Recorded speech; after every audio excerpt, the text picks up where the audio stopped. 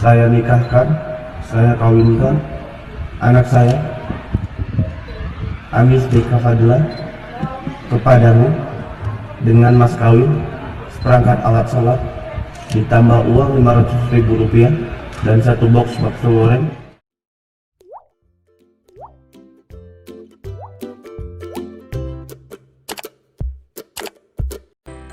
Media sosial dihebohkan seserahan mas kawin dengan bakso goreng.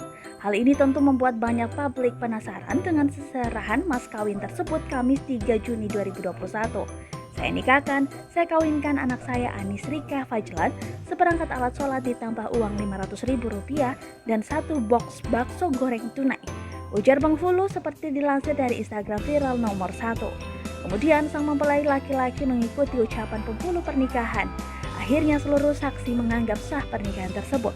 Yang paling menonjol terlihat seserahan mas kawin bakso goreng dari sang mempelai laki-laki. Akhirnya, kedua pasangan tersebut saling menyuapi makanan bakso goreng di kursi pelaminan.